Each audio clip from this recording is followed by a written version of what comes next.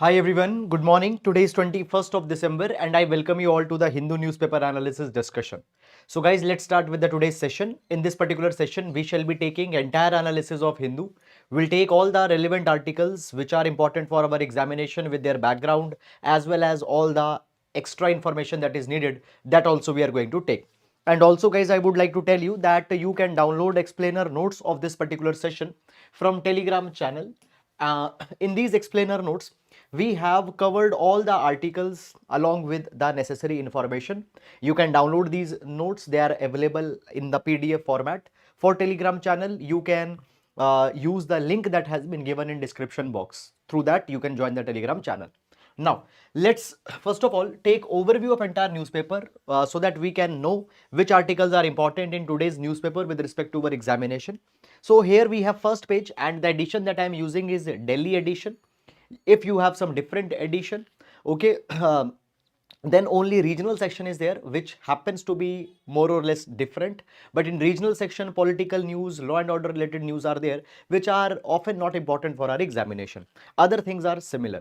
Now, first page that we have is this: Lok Sabha passes bills to replace British era criminal law. We'll take this particular article for examination. Lok Sabha suspends two more opposition members as the protest continues. So guys, we have seen this thing that there is historic suspension that has happened, and on that capacity we have taken article also. Now two more MPs have been suspended.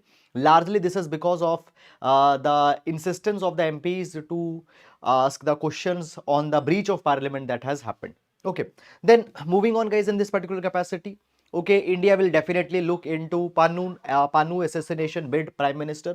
So guys, this is with respect to US. What happened? So basically US has indicted one Indian national, one Indian person has been indicted, and it has been alleged that he was acting on behest of some officials and were planning to kill a Khalistani sympathizer, Panu. Okay, so in that capacity, the indictment has happened, and India says that will carry investigation that why such things are coming out. Okay, however, for examination, no need to go too much in detail.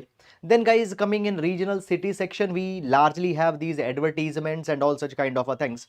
So no need to go too much in detail. And then we have political articles that are there. Congress kicks off UP Jodo Yatra and all such things. So directly just skip this particular section as major things are not reported here.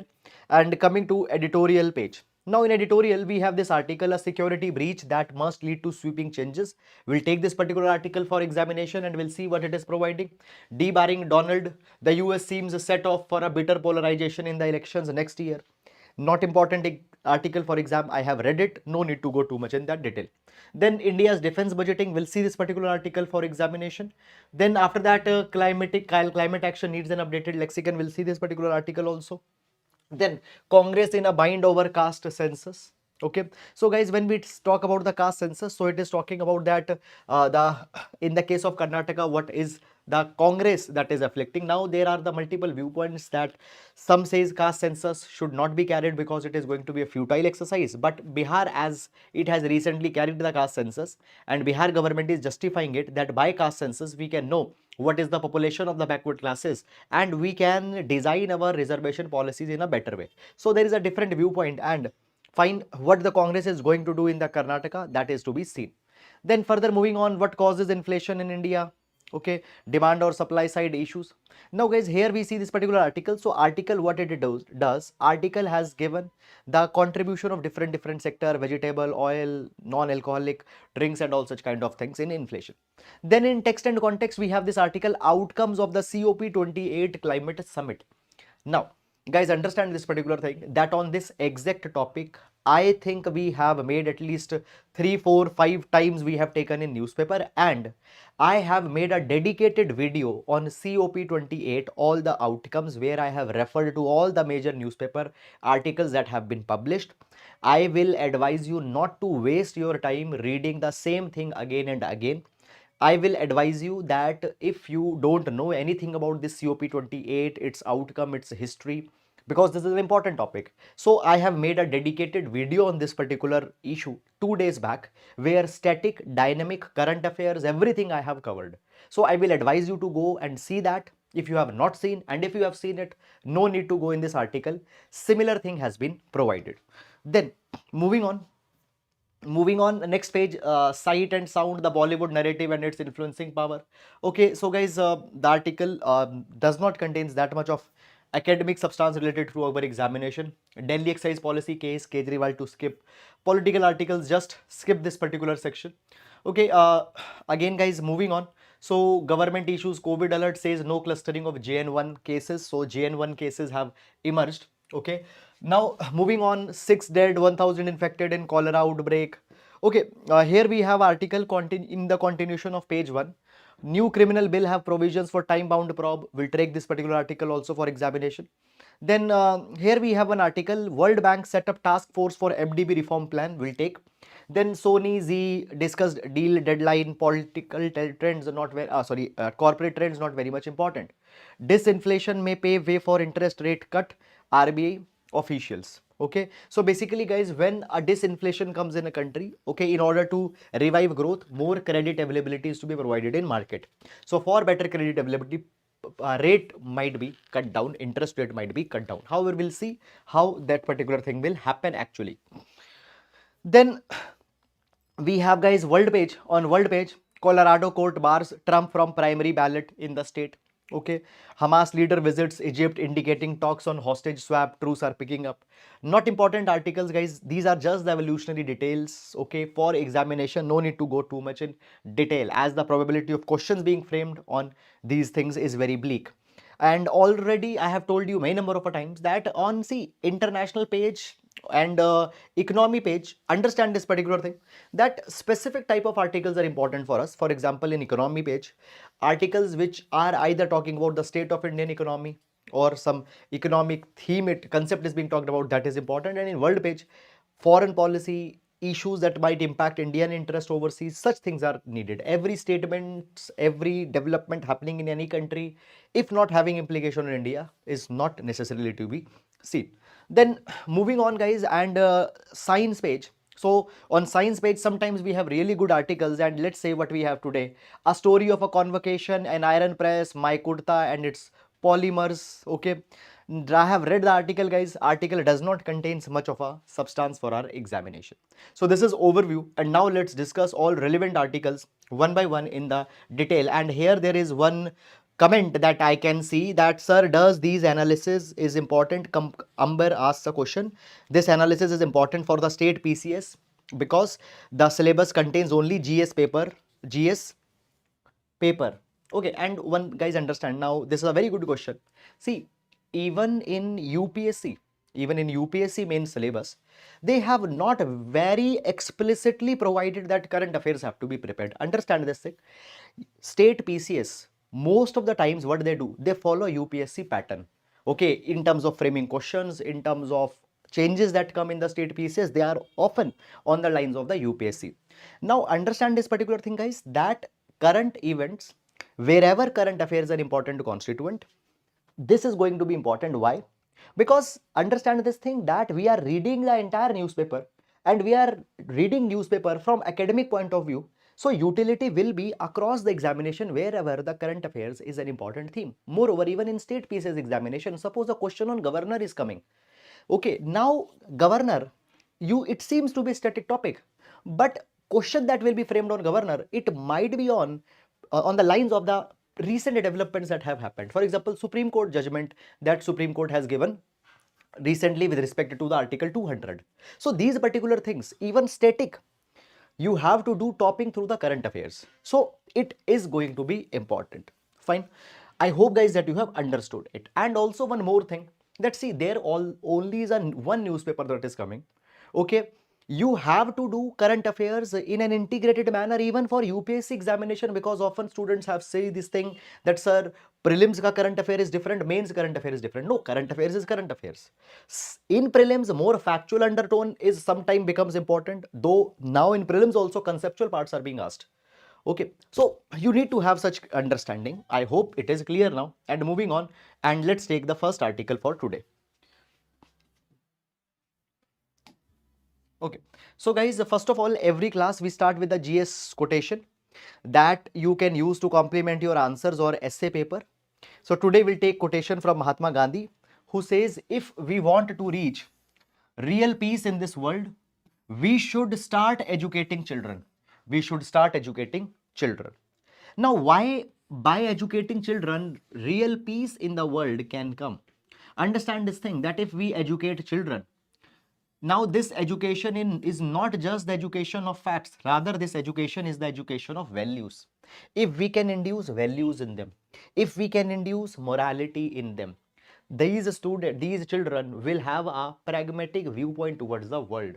Such values will make them more tolerant, such values will make them more accommodative, and by such values of tolerance, accommodation, what will happen? Disputes, rigidities will come down and real peace will come in the world. So to bring the real peace, we need to socialize, we need to sensitize, we need to educate our upcoming generation. That is the surest way of global peace.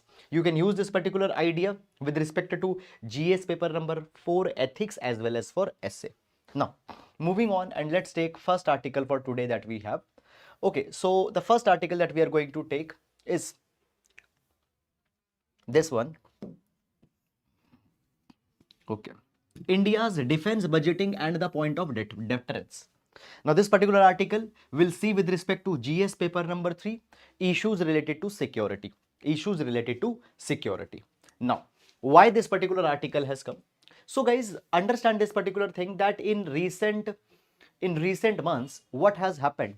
Many of the high-ranking officials, they have shown this concern that how assets in our defense forces, they have been reduced.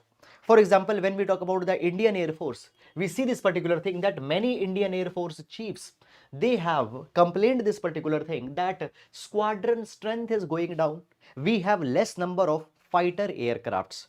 Right now, if we see, we have 32 squadrons and actually we need 35 at least. Now, when we talk about one squadron, usually one squadron contains 18 fighter aircrafts. We have 32 squadrons, we need 35.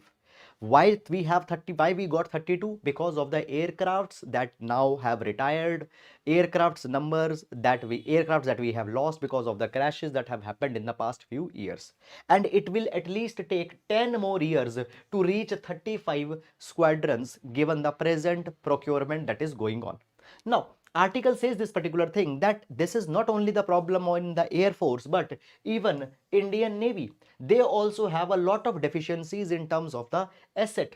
And it has been provided that next budget that is going to be there, this budget will come in election year. And in election year, okay, and already guys, we see that to attract the people, a lot of expenditure is being made on freebies, a lot of entitlements are being promised. So there is a possibility that expenditure on budget might get sidelined. And understand this particular thing, guns versus butter dilemma. Gun versus butter dilemma. Now, what is this gun versus butter dilemma? So it provides that a country such as India, which has scarcity of resources, where so many people are hungry, so many people need basic needs, should we spend money on guns, that is defense, or should we spend money on butter, that is fulfilling the basic needs of the people? And in this capacity, often it is said that expenditure on guns, that defense, that is unnecessary expenditure. So in 2024-5 budget, it might happen that defense budget might take a hit, it might get reduced, but that is not going to be very good thing. That is not going to be very good thing. Why? Because guys, when we talk about India, India is facing multiple threats right now. India is facing multiple threats right now. See this particular thing, that first of all, when we talk about our northern borders, northern borders, you know this particular thing that India is sandwiched between two hostile neighbors that we have, and these two hostile neighbors also, they have their nexus with each other, and often they want to destabilize India. That is the vendetta that they have. So in this capacity, we need to have preparedness. India might get involved on the two-front war, so we need to be prepared. Now guys, understand this particular thing, that naval might, it has been discussed too much. We are participating in quadrilateral security dialogue. Okay, we are participating in Quad. We are specifically focusing on Indian nation. Naval exercise we are taking. We are expanding the reach of our navy till Malacca Straits in Indian Ocean. But army's strengths, army modernization is also very much important.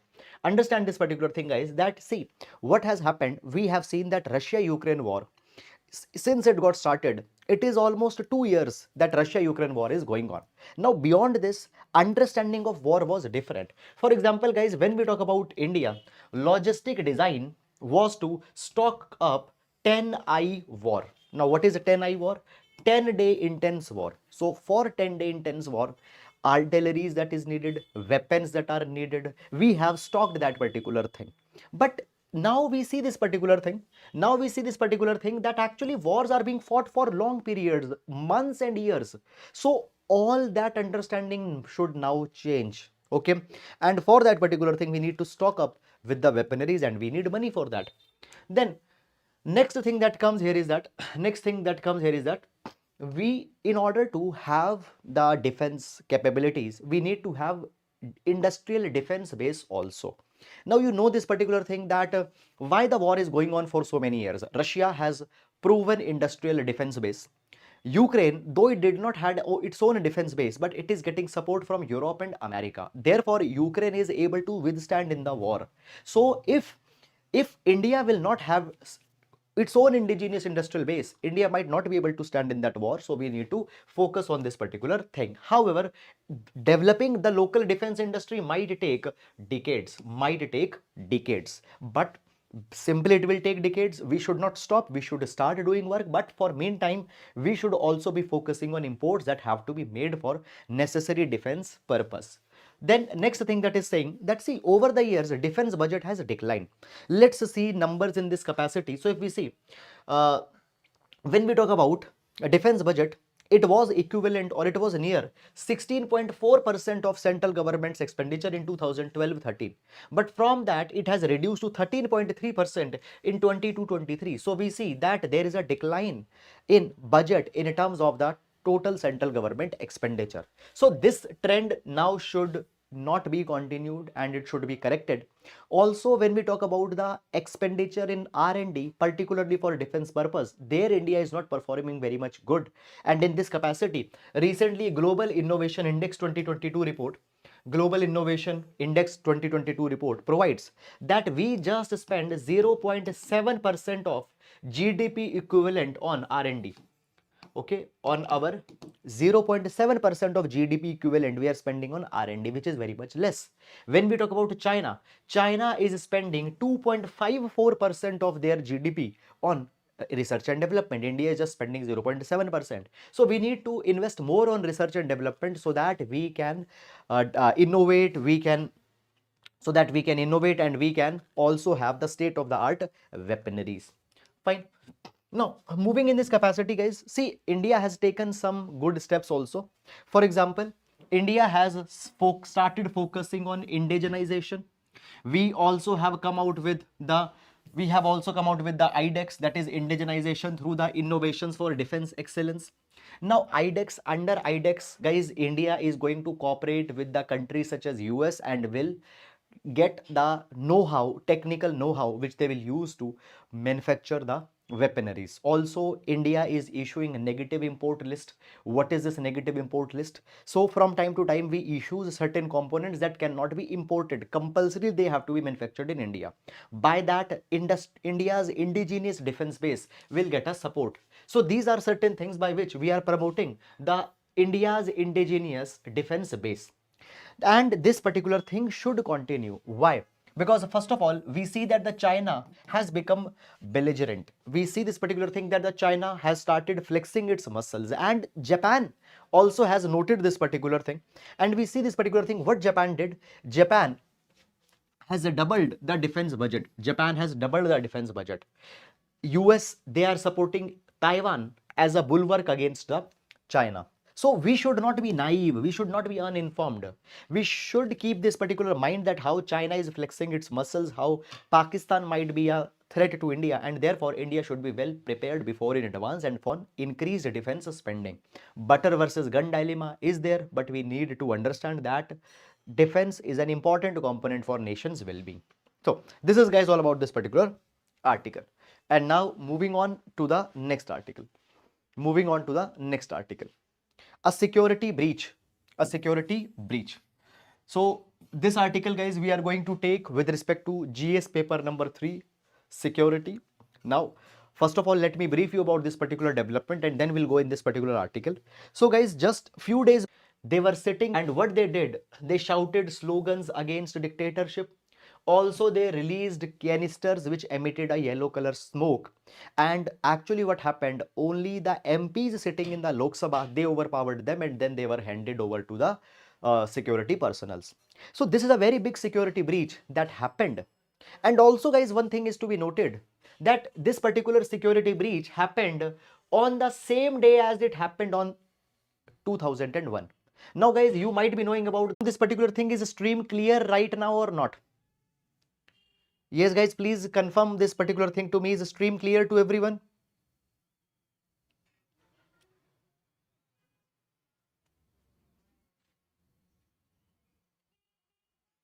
Please reply in the comment box. Is the stream clear to everyone?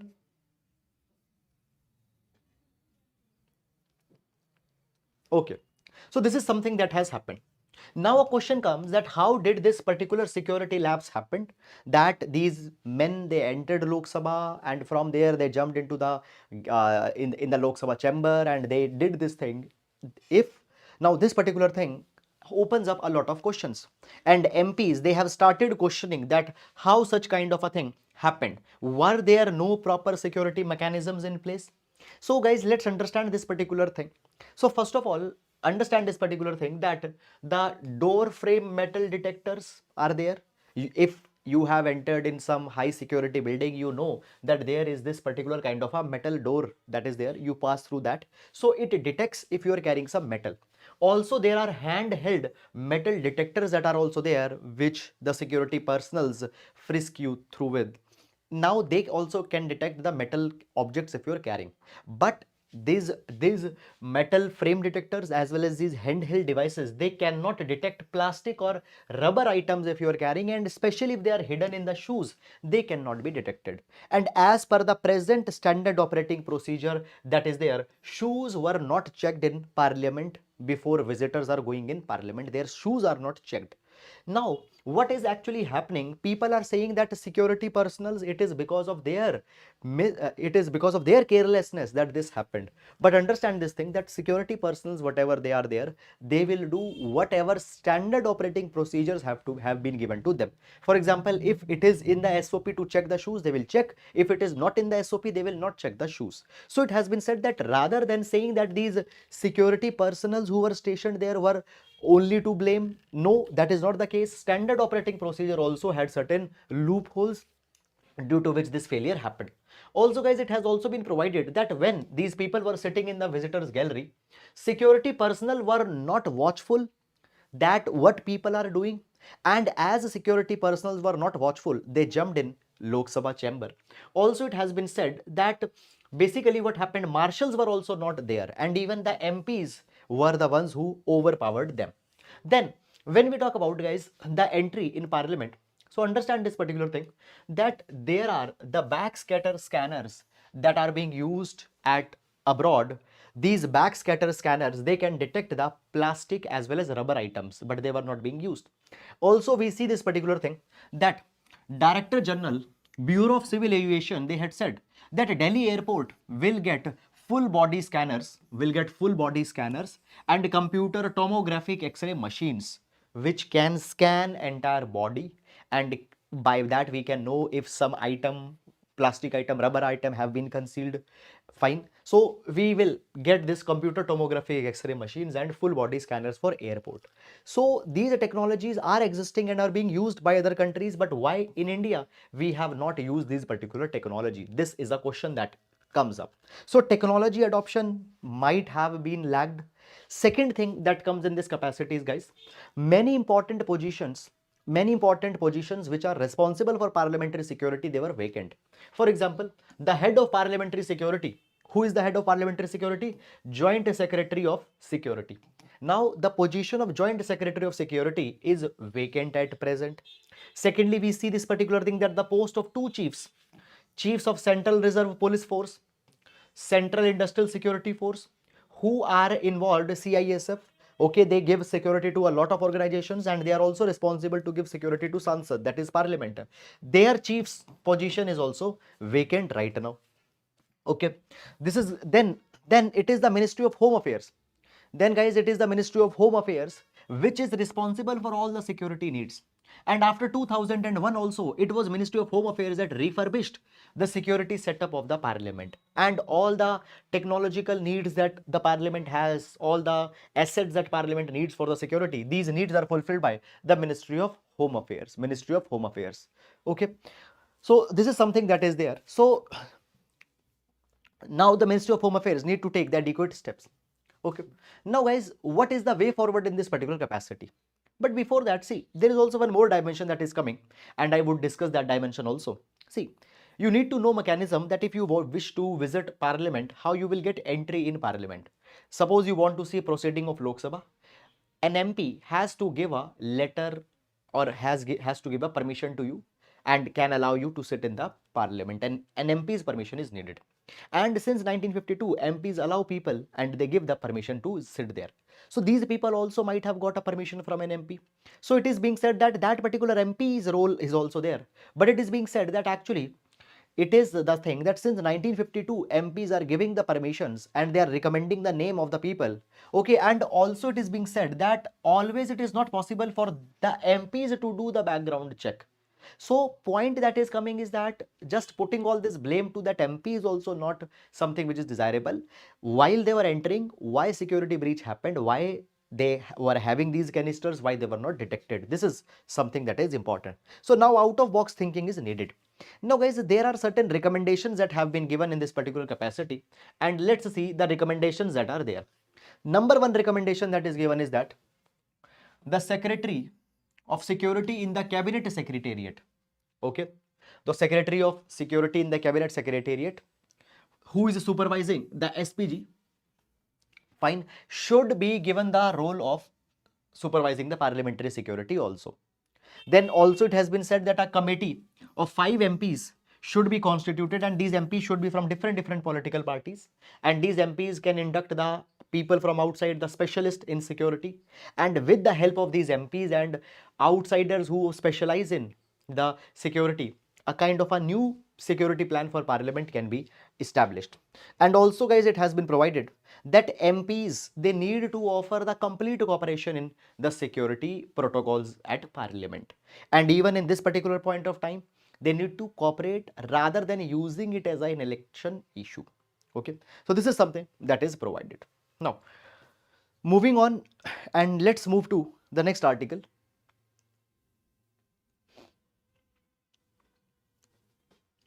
Lok Sabha passes bill to replace British era criminal law.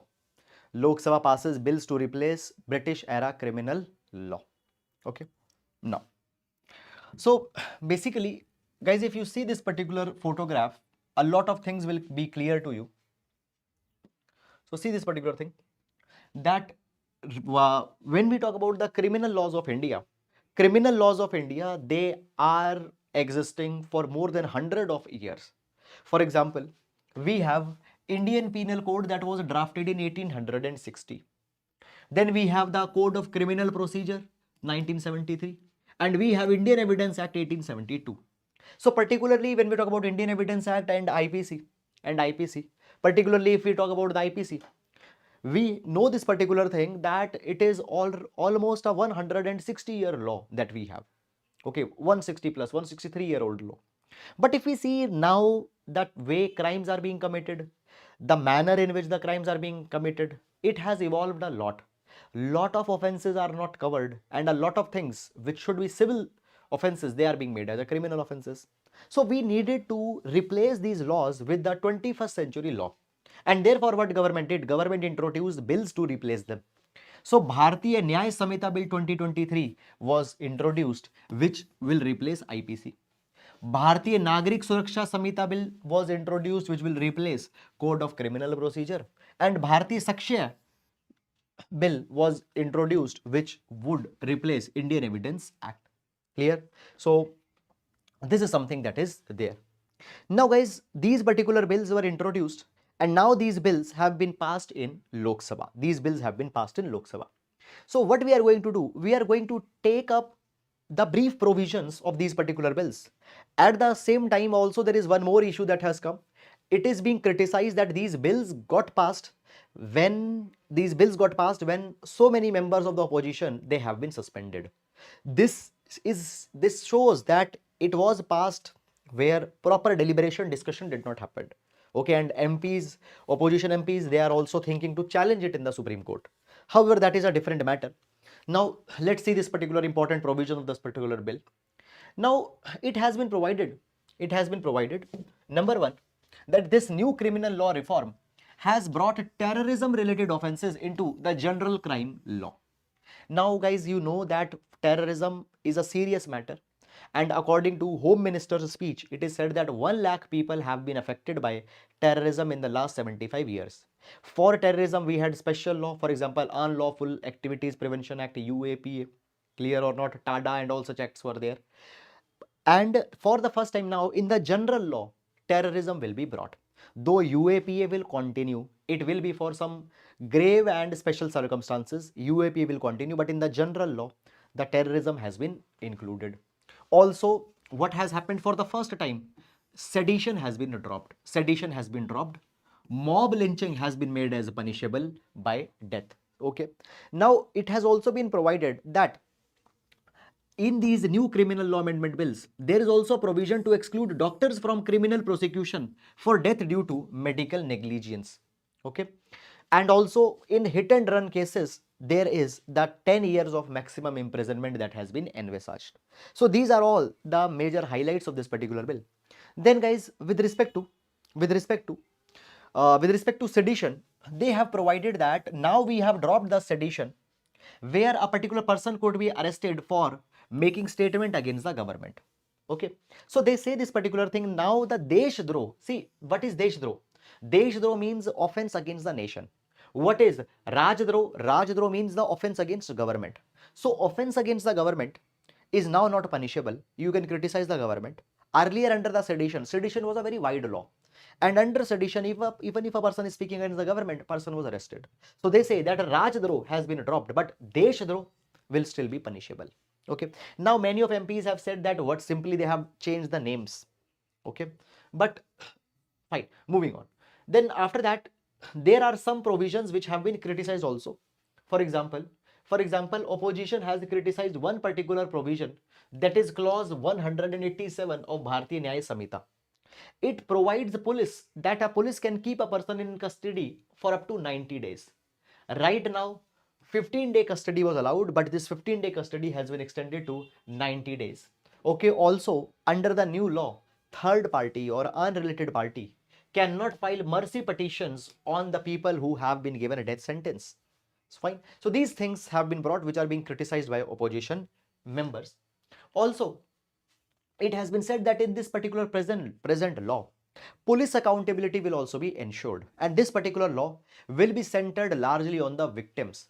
Earlier laws, guys, that we have, basically they gave more power to policing, and the reasons were also very obvious, because Britishers, they wanted to establish a police state, police that can help them the rule. So philosophy of the law were earlier on some wrong lines. Now it is being replaced, and the law is being amended to make a more victim centric. And it has been said that there will be an independent director of prosecution who would be appointed at the district as well as the state levels. And in this particular director of prosecution, the role of police would be advisory. Okay, and it will fix that how police can be made more accountable. How the police, often you see that there are the excesses of police that are happening. So to tame these particular things, fine, this mechanism is being created. Then after that, also the Bharatiya Nagarik Suraksha Samhita, BNSS, it also prescribes a time limit for the initiation of criminal proceedings, arrest, investigation, filing of charge sheet, proceeding. Okay, so there is a timeline manner that in this time charge sheet is to be filed, in this time the charges are to be pressed, okay, in how much time the arrest. All these particular things are to be streamlined so that speedy justice delivery can happen. Okay, speedy justice delivery can happen. Then the other provisions that guys we have in this particular bill is that FIR for any matter is to be registered within 3 days after receiving a complaint, and and in cases where the punishment is 7 to 14 years, the preliminary inquiry, which now takes a lot of time and often extensions are given. Preliminary inquiry in serious cases where 7 to 14-year jail is there, it is to be done within the 14 days, and search and seizure report is to be sent to the court within 24 hours. Now, one particular thing, guys, that I want to tell you here, it is very important that, see, these particular provisions might be looking very overwhelming, that there are so many things, but you need to have just an overview. You need not to read all the sections of these particular bills. Understand this particular thing, that, see, if we talk about Bharatiya Nyaya Samhita, it will have 358 sections. If we talk about the Code of Criminal Procedure, it will have 531 sections, and Indian Evidence Act, it will have 170 sections. Okay, so 358, 531, 170, you cannot read all the sections, and it is not even needed for you to do that given the exam for which you are preparing. You are not preparing for criminal law. Fine, you are not preparing for some law exam, or you are not a lawyer. For UPSC CSE examination, you need to have an overview of these particular things. Okay, I hope that it is clear to you. Now, moving in this particular capacity, also it has been also some other provisions have been brought. For example, earlier there was no time limit for medical examination of rape victims. Now the medical report has to be submitted within 7 days. Okay. Also, trial in absentia has been introduced. Now, guys, what happens? Sometimes people, they have committed a crime and they are not appearing in the front of court. So trial in absentia is that if any person against whom the case is going on does not appear in the court for 90 days, in his absence, trial will be done. In his absence, trial will be done. And finally, any judgment that has been given, the promulgation of a judgment that has been given, it should be promulgated within the 45 days, and some technological intervention such as filing of EFIR has also been introduced, which will help particularly the women who are often uncomfortable to approach the police stations to file a complaint. Okay, so EFIR's provision has also been brought. So these are the major changes that have been brought by these 3 bills. So that is all about this. And now moving to the next article. Climate action needs an updated lexicon, GS paper number 3. We'll take this particular article for environment. Now, guys, understand one thing, that this particular article sometime becomes a little bit abstract. So we are going to see it in the most simple terms that what it is talking about. Okay, so if you might have read this article at your own, some of the things might not make a lot of sense to you because the article is little bit unconventional in the nature. However, let's understand this. Now, guys, understand this particular thing, that recently what has happened, we have seen that in Tamil Nadu, we have seen that climate extremes were witnessed. For example, first of all, cyclone Michong came, which impacted largely the northern parts of Tamil Nadu. Then what happened recently, there were excessive rains that came in Tamil Nadu, which largely impacted the southern part of Tamil Nadu. And these particular rains, in just one night, the rains in Tamil Nadu that were deficient, they were converted from deficient to surplus of 5%. So much excessive rain was there. Guys, understand this particular thing, that because of cyclone, rains came in Chennai, and because of the retreating monsoon, the rains came in northern part of Tamil Nadu. And if we see the quantity of rain, even if it is similar, the devastation in Chennai is far more than the devastation that happened in southern part of Tamil Nadu. Now, guys, understand this particular thing, that the southern parts did not got impacted that much. Okay. Now, this calls for an important thing. First of all, you need to understand this thing, that if the rainfall is similar, still one part is getting affected less, other part is getting affected more. Why? They say a lot of role has to be played in terms of, a big role has to be played as how many people are living, what is population density, what is build-up area. If build-up area is more, if population density is more, obviously more fatalities, more damage will happen. So they say that what we have done, we have created broader templates. For example, severe rainfall, we have given one number.